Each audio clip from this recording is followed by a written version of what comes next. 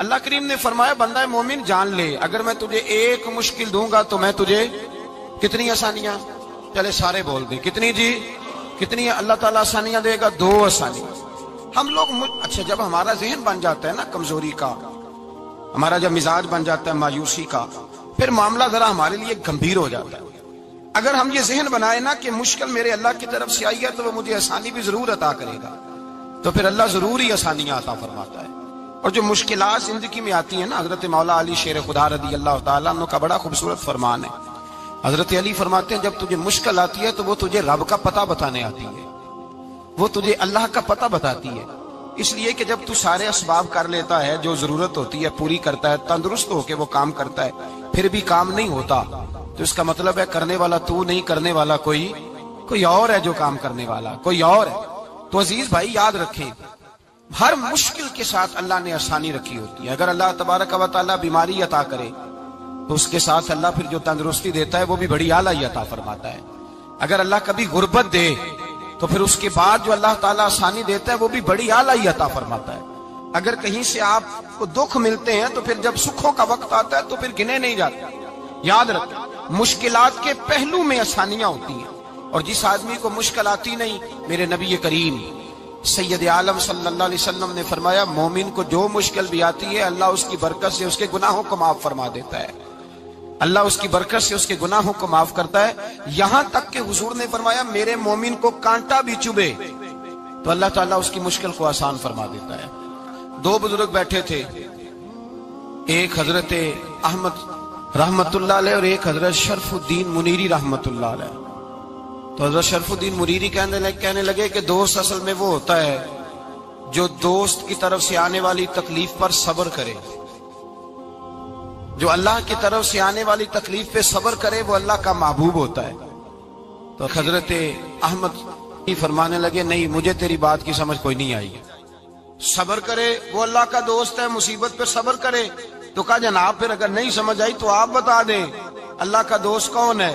تو آپ فرمانے لگے جو محبوب کی طرف سے آنے والی مصیبت کو اس کا تحفہ سمجھ کے قبول کرے وہ اصل دوست ہوتا ہے، اس کا تحفہ سمجھ کے قبول کرے، اپنے رب کا تحفہ سمجھے، مالک کا تحفہ سمجھے کہ اس نے مجھے تحفہ دیا ہے، مجھے کسی مشکل میں ڈالا ہے۔ تو رب کریم بلا مثال و بلا تشبیہ سمجھانے کے لیے اللہ جب کسی کو مشکل میں ڈالتا ہے، کافروں کو تو اس نے موجیں کرائی ہوئی ہے، بڑی بڑی سہولتیں دی ہوئی ہیں، مشکل میں ڈب بھی ڈالتا ہے، اپنے نیک بندوں کو ہی ڈالتا ہے۔ نمرود اور فرعون کے پیروں میں کانٹا بھی نہیں چبھتا تھا، ان کو تکلیف نہیں آتی، تکلیف کسے آتی تھی؟ اللہ کے نیک بندوں کو تکلیف آتی تھی۔ حضرت رابعہ بصریہ جب تک زندہ رہی تب تک بیمار رہی، جس دن طبیعت ٹھیک ہوتی تو کہتی اے اللہ تو کہیں مجھ سے ناراض تو نہیں ہو گیا، تو کہیں ناراض تو نہیں مولا جب تو مجھے تکلیف دیتا ہے تو میں رو کے تیری عبادت کرتی، جب مجھے دکھ ہوتے ہیں تو میں سجدے میں تڑپتی،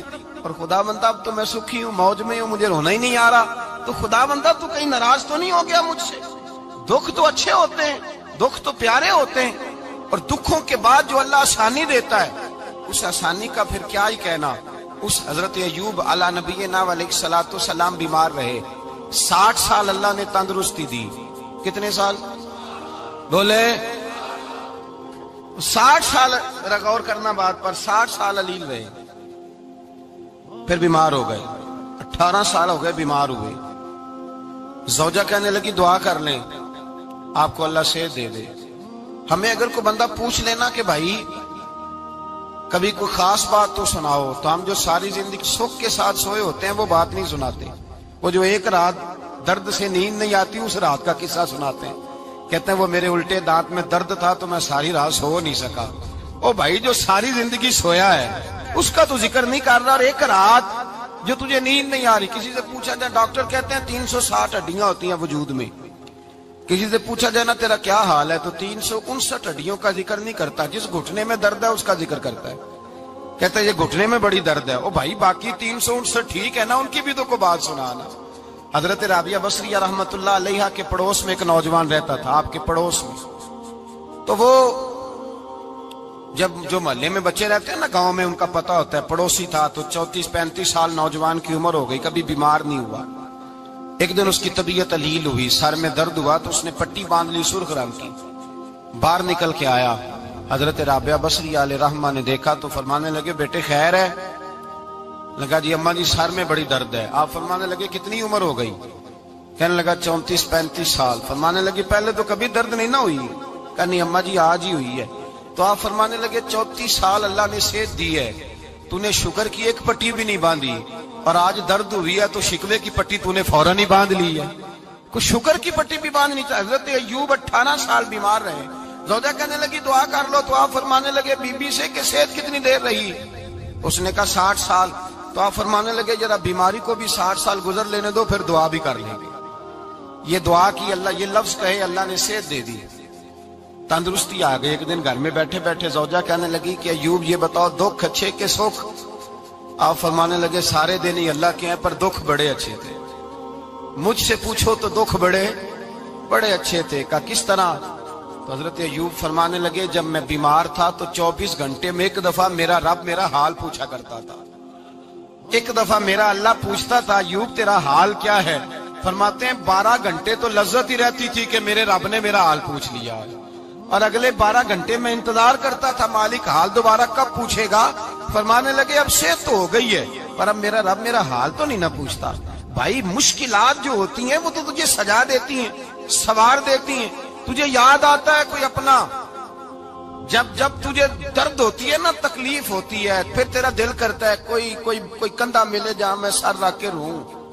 پھر اسی لیے تو کسی درویش سے کسی نے پوچھا تھا اپنا کون ہوتا ہے؟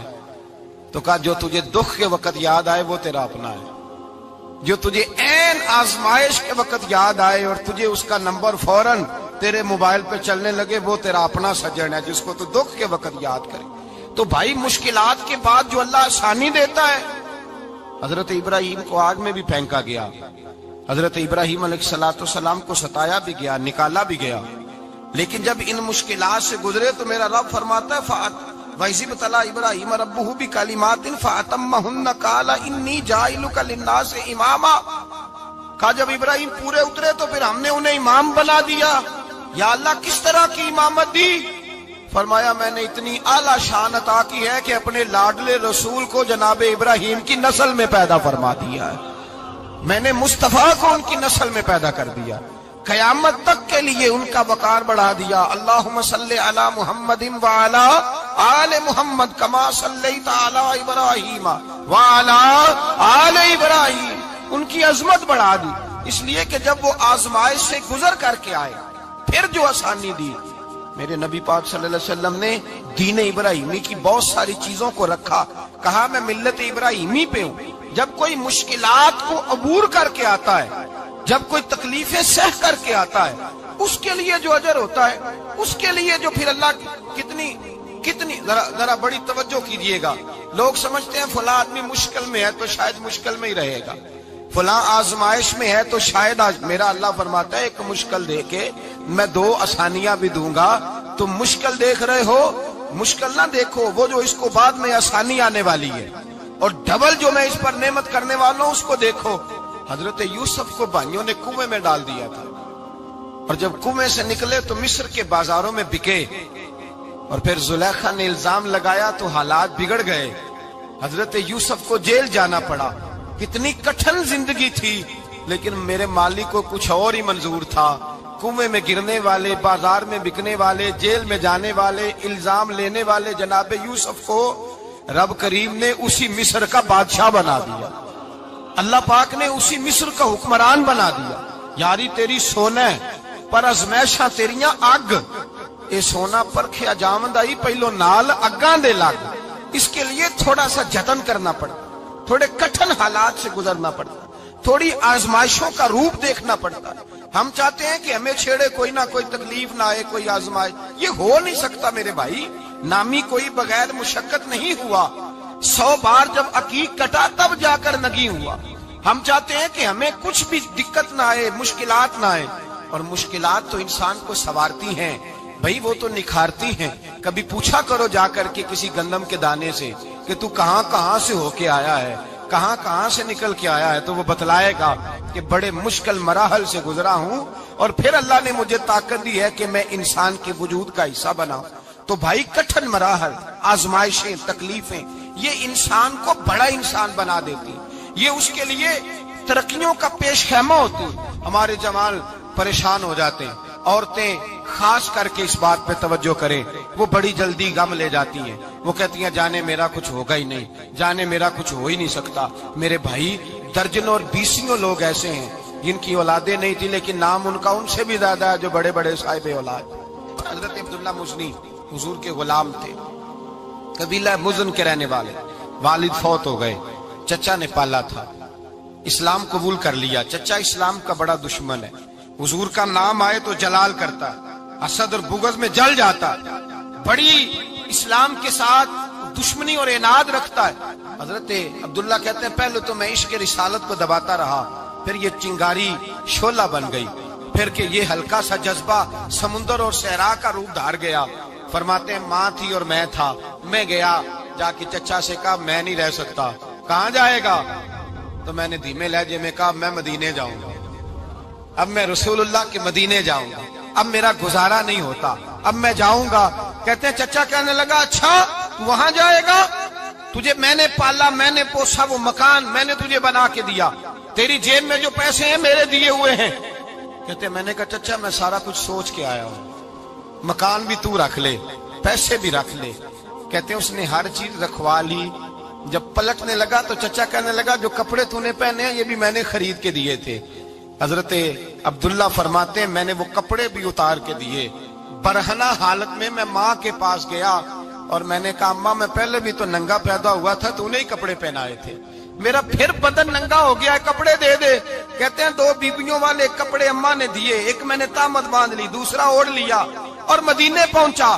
کہتے ہیں جب میں ٹھنڈی رات مدینے پہنچا تو کالے رنگ کے حبشی غلام حضرت بلال دودھ کا پیالہ لیے کھڑے تھے، ہاتھ میں کھجوریں تھی، کمبل تھا، کہنے لگے آجا آجا۔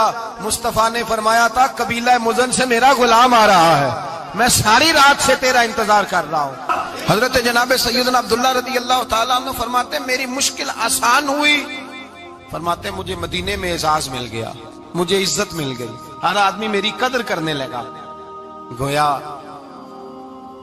بزرگ کہتے ہیں کہ حضرت عبداللہ دعا کرنے لگے کہ اے اللہ تو نے مجھے بڑی شان دی ہے مصطفیٰ کی گود میں، اگر اسی رحمت کے چھاؤں میں پردہ کر جاؤں تو میری بات بن جائے گی۔ حضرت عبداللہ کا وصال بھی رسول اللہ کی گود میں ہی ہو گیا، گود میں نہ کوئی رشتہ دار، نہ کوئی تعلق دار، نہ کوئی ہمسایا اپنا، نہ کوئی چچا، نہ کوئی ماموں، شہر میں تنہا اسی کسے دے کچھ نہیں جے لگ دے تے نہ کوئی ساڈا دردی، تنہائی۔ جنازہ اٹھا تو اٹھانے والے کون؟ ابو بکر صدیق، فاروق اعظم، عثمان غنی، مولا علی، حسنین کریمین جنازے میں شامل۔ میرے رسول پاک صلی اللہ علیہ وسلم نے جنازہ پڑھایا، دیکھو مشکل کاٹی تھی تو آسانی کا رنگ دیکھو، آسانی کا انداز دیکھو۔ حضرت سیدنا ابو دردہ رضی اللہ تعالیٰ عنہ ارشاد فرماتے ہیں مدینے میں رواج تھا کہ جب قبر میں اتارنے لگتے تھے تو قریبی رشتہ دار اتارا کرتے تھے، پر عبداللہ کا تو رشتہ دار ہی کوئی نہیں تھا مدینے میں، کون اتارے؟ فرمایا جب قبر میں اترنے لگے تو حضرت ابو بکر صدیق اور حضرت عمر فاروق اتر گئے کہ ہم قبر میں اتارتے ہیں۔ رسول اللہ نے فرمایا تم باہر نکلو، تم کیوں قبر میں گئے ہو، باہر آؤ۔ کہتے ہیں ہم باہر آئے تو اللہ کے رسول اندر گئے، فرمایا کون کہتا ہے اس کا کوئی نہیں، میں جو موجود ہوں، کون کہتا ہے کوئی نہیں؟ فرمایا رکھو میرے ہاتھوں پہ۔ کہتے ہیں حضور کے دست مبارک پہ رکھا اور باہر کھڑے ہم رشک کرنے لگے کہ واہ اللہ تیرا آسانی دینے کا رنگ، آسانی۔ اس نے مشکل برداشت کی تو رب نے مصطفیٰ کے قدموں میں آسانیاں عطا فرمائی، پسے اور حضور نے قبر میں رکھا، نبی پاک نے۔ میرے دادا مرشد کہتے ہیں عشق سرکار کی ایک شمع جلا لو دل میں، بعد مرنے کے قبر میں بھی اجالا ہوگا۔ اور میرے اعلیٰ حضرت فرماتے ہیں لحد میں عشق رخ شاہ کا داغ لے کے چلے، لحد میں عشق رخ شاہ کا داغ لے کے چلے، اندھیری رات سنی تھی چراغ لے کے چلے۔ اور بیدم شاہ بارسی تو حد کر گئے، کہنے لگے پسے مردن، بعد مرنے کے پسے مردن فرشتوں نے جو تلاشی لی تو کیا نکلا؟ فقط ایک دل کے گوشے سے خیال مصطفیٰ نکلا، فقط ایک دل کے گوشے سے خیال۔ اور کامل پیرو نہ دے باہو قبر جنا دی جیوے۔ میرے بھائی نبی پاک صلی اللہ علیہ وسلم کے ساتھ وفا کی تنگی دیکھ کر دقت ساتھ دیا. مکہ مخالفت کرتا تو جناب فاطمہ حضور کا خیال رکھتی. فاطمہ بنت اسد بڑا پیار کیا, بڑی محبت کی مولا علی کی والدہ نے, ہر دکھ ہر تکلیف کاٹی, لیکن رسول کائنات صلی اللہ تعالی علیہ وسلم کا ساتھ نہ چھوڑا. اور یہاں تک روایات میں ملتا ہے کہ جناب فاطمہ الزہرا جب بیعہ کے ان کے گھر گئی تو باہر سے سودا لا کے دیتی. حضرت فاطمہ سے بڑا پیار کرتی, بڑی محبت, مشکلات میں ساتھ دیا. جب وصال ہوا تو فرماتے کوہرام مچ گیا مدینے میں. لوگ منتیں کرتے تھے کہ حضور کا ایک بال مل جائے تو قبر میں بخشش کا سامان ہو جائے گا. رسول پاک نے فرمایا جب جناب علی کی والدہ کو غسل دے دو تو کفن پہنانے سے پہلے میرے پاس آنا. کہتے ہیں جب غسل دے لیا تو عرض کی حضور غسل ہو رہا ہے, کفن کا کیا کرنا ہے؟ حضور اندر گئے, قمیض بدلی اور جو کرتا پہنا ہوا تھا اتار کے دیا. فرمایا وہ علی کی ماں نہیں میری ماں ہے, اس نے میرے لیے بڑی تکلیفیں سہی ہیں, بڑی مشکل دیکھی ہے. فرمایا اس طرح کرو میرے کرتے میں اسے کفن دو. حضور نے جنازہ پڑھایا, اپنے کرتا لباس مبارک میں کفن دلایا. پھر جب وہ دفن ہوئی تو حضور قبر پہ کھڑے ہوئے, کھڑے ہو کے فرمایا اے اللہ اپنے سارے نبیوں کے وسیلے سے اور میرے وسیلے سے میری اماں کی بخشش فرما دے. پھر جو آسانیاں ملی ان لوگوں کو تو ان کی قبروں تک آسانیاں ملی, پھر ان کو قیامت تک کے لیے آسانیاں ملی جنہوں نے مشکلات کو دیکھا.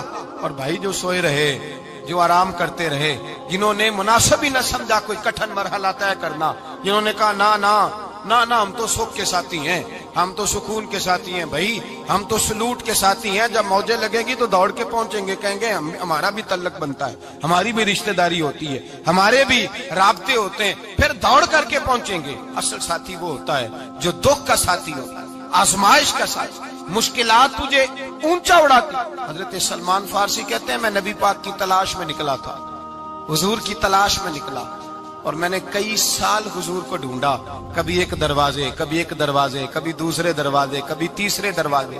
فرماتے میں شہزادہ تھا پر بکتا بکاتا مدینے آیا. میں نے نبی پاک کی تلاش میں یہودیوں کی غلامی بھی کی, تیری تلاش میں پھرا میں جنگل پہاڑ اور دشت میں. فرماتے ہیں بڑی تکلیف کاٹی, بڑی آزمائش دیکھی, لیکن اس دن مجھے سارے دکھ بھول گئے. اس دن میری ساری تکلیفیں آسانیوں میں بدل گئی جس دن میرے نبی نے میرا بازو تھام کے کہا سلمانو منا اہل البیت. فرمایا سلمان کو تو میں نے اپنی اہل بیت میں شامل کر لیا ہے. فرماتے اتنی بڑی فضیلت کہ میں رسول اللہ کے خاندان میں جا شامل ہوا. تو بھائی یاد رکھیں, جب آپ کو مشکل آتی ہے تو آپ کو آسانی دینے کے لیے آتی ہے, جب آپ کی طرف کوئی آزمائش آتی ہے تو آسانی دینے. یہ بات صحیح ہے کہ بیٹیاں پیدا ہونے پہ مشکل ہوتی ہے, ان کے نصیبوں سے ڈر آتا ہے, پر جتنی آسانی اللہ بیٹیوں کے باپ کو عطا کرتا ہے اور جتنی رحمت رب بیٹیوں کے باپ پہ فرماتا ہے اتنی بھی کسی اور کے حصے میں نہیں آتی. اس میں شک کوئی نہیں کہ بوڑھے ماں باپ کو جب سنبھالنا پڑے تو مشکل ہوتی ہے. بوڑھوں کی طبیعت بچوں جیسی ہو جاتی ہے, دقت ہوتی ہے, آزمائش ہوتی ہے, ان کی بات سننا بعض اوقات کڑوا لگتا ہے, ان کی فرمائشیں بعض اوقات بچوں کی طرح ایسی ہوتی ہیں جو حل نہ ہو سکیں. لیکن یہ وہی ماں باپ ہیں جن کی نوکری کے بارے میں میرے مصطفیٰ نے فرمایا اگر تو ایک رات انہیں خوش کرنے میں کامیاب ہوا تو اللہ 2 حج اور 2 عمرے کا ثواب عطا فرمائے گا. اس میں شک نہیں کہ بہت سارے کام مشکل ہوتے ہیں, کٹھن ہوتے ہیں, آزمائش والے ہوتے ہیں. اس میں کوئی شک نہیں کہ اس دور میں دین کا کام بڑا مشکل ہے, دعوت و تبلیغ کا سلسلہ بڑا کٹھن ہے.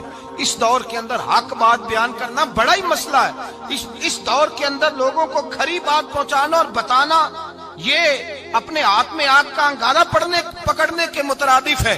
لیکن میرے مصطفیٰ نے فرمایا تھا اس دور میں جب فتنہ ہو من تمسک بسنتی عند فساد امہ فلہ اجر 100 شہید. فرمایا اس دور میں جب آزمائشیں آ جائیں, تکلیفیں آ جائیں, اس دور میں جو میری سنت پر عمل کرے گا, رسول پاک کا وعدہ ہے اللہ ایک سنت پر عمل کرنے والے کو 100 شہیدوں کا ثواب عطا فرمائے. اللہ 100 شہیدوں کا درجہ دے گا اسے. تو بھائی جس قدر مشکل زیادہ اس قدر آسانی بھی, اس قدر اجر بھی زیادہ. مشکلات سے گھبرایا نہ کریں, ذہن بنا لیں کہ جس رب نے دی ہے وہی اللہ نجات بھی عطا فرمائے گا. انسان آسان ہو جاتا ہے. ہم لوگوں نے نا دوڑ صرف سکھ کٹھے کرنے کے لیے لگا لی ہے, سکھ کٹھے کرنے کے. وہ لوگ دکھوں میں راضی رہتے, दुखों में राजी रहते थे, आजमाइशों में। हमारा दावा है रब रसूल से प्यार का, और मेरे हदीस बुखारी में है, फरमाया जो मुझसे जितना ज्यादा प्यार करेगा उतना उसकी तरफ मुश्किल ज्यादा आएगी। हजरत अबू बकर शिबली रहमतुल्लाह अलैह से कुछ लोग मिलने आए, कहने लगे साहब हमें आप बड़े अच्छे लगते हैं, बड़े प्यारे लगते हैं, आपकी जियारत करने आए, दिल करता है 2 घड़ियां पैर दबा दें, दस्त मुबारक चूम जाएं, दस्त बोसी हो जाए, दिल करता है। आपने फरमाया वाकई मुझसे प्यार है? कहा हुजूर बड़ा प्यार है। फरमाया सोच लो का साहब बड़ा प्यार, फिर सोच लो का बड़ा प्यार है। हजरत अबू बकर शिबली दीवाने से आदमी थे, पत्थर उठाए रोड़े और जोर जोर से उन लोगों को मारने शुरू कर दिए, दौड़ गए। कहने लगे बाबा तो पागल हो गया है। जब दौड़े तो हजरत अबू बकर शिबली फरमाने लगे बस तुम तो कहते थे हमें प्यार बड़ा है। कहा हुजूर क्या मतलब? आप फरमाने लगे अगर तुम्हें मुझसे प्यार होता तो मेरे रोड़े खा के मेरे दरवाजे पे मर जाते, कभी मेरा साथ छोड़ के ना जाते। तुम्हें प्यार नहीं, तुम शौक के सज्जन हो, तुम चूरी खाने वाले मियाँ मिठू हो, तुम तो इसलिए आए हो कि यहाँ बरकतें मिलेंगी, मौजें मिलेंगी, तुम्हें प्यार नहीं। हमें खुदा रसूल से प्यार भी है, जरा सी आजमाइश आए रोने बैठ जाते हैं। गरीब भी रो रहा है, बीमार भी रो रहा है, तंगदस्त भी रो रहा है, और जो आदमी किसी मुश्किल में गिरफ्तार है वो भी कहता हो जितना मैं उलझ गया हूँ है ही कोई नहीं। उठे बेदार हो, अपने आप को तवाना करें, अपने अंदर जौलानियां पैदा करें। याद रखें जितनी मुश्किल सख्त होगी उतनी आसानी भी अल्लाह ज्यादा ही अता फरमाएगा। अल्लाह ताला ज्यादा और वादा किया अल्लाह पाक ने, फइन्ना मअल उसरि युसरा इन्ना मअल उसरि युसरा। फरमाया अगर मैं तुम्हें एक मुश्किल दूंगा तो मैं तुम्हें 2 आसानियां अता फरमाऊंगा। अल्लाह ताला डबल आसानी देता है अगर किसी पर मुश्किल डालता है। अपने आप को कमजोर ना करें, ज़हन बनाए दुख सहने का, मिजाज बनाए तकलीफ बर्दाश्त करने की, फिर ये मुश्किल नहीं होगा, फिर आसानी से बंदा गुजर जाएगा।